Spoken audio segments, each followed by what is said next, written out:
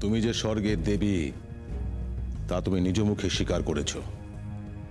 এবার বলো, কি উদ্দেশ্য নিয়ে তুমি এই পাতাল লোকে প্রবেশ করেছো? সত্য কথা বলবে। হে অসুর গুরু শুক্রাচার্য, আমি কখনো মিথ্যা বলি না। ঋষি দুর্বাসার অভিশাপে আমি এই পাতাল লোকে নির্বাসিত হয়েছি।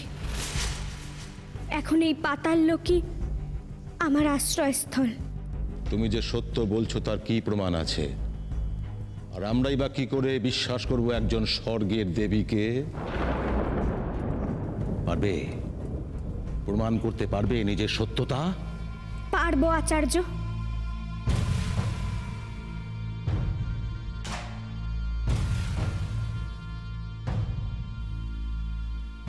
উত্তম, তাহলে প্রমাণ করো। আমি যদি সত্য বলে থাকি তাহলে অগ্নিতেও আমি দগ্ধ হব না, আর যদি মিথ্যা বলি তাহলে যেন এখনই আমার দেহ ভস্মীভূত হয়।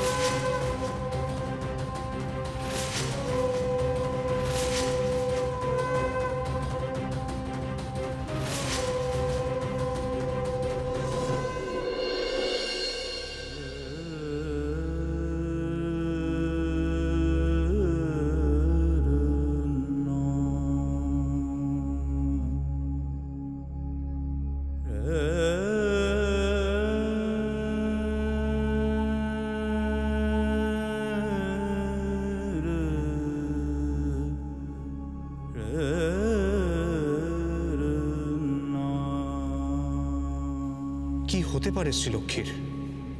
সে এখনো আমাকে স্মরণ করছে না কেন? শ্রী, তুমি কোথায় শ্রী?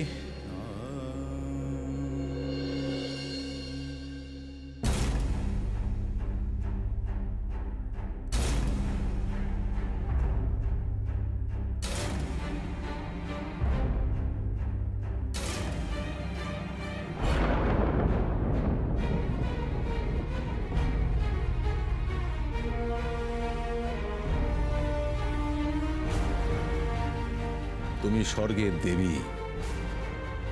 মায়া তৈরি করে তুমি যে আমাদের সঙ্গে প্রবঞ্চনা করছো না, তার কি প্রমাণ আছে? ঠিক বলেছেন গুরুদেব, ও বোধহয় মায়াবিনী, না হলে পাতালে প্রবেশ করলো কি করে?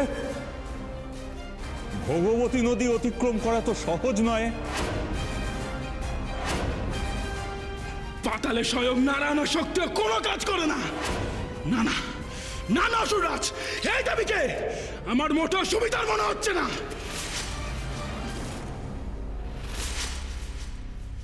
দেবতাদের আমরা বিশ্বাস করি না, নিশ্চয়ই কোনো কুমতলব আছে তোমার।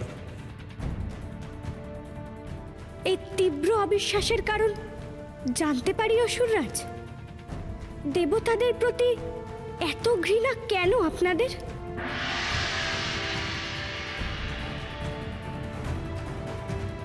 কারণ দেবতারা কুচক্রী, মিথ্যেবাদী, ছলনা প্রিয়, স্বার্থপর।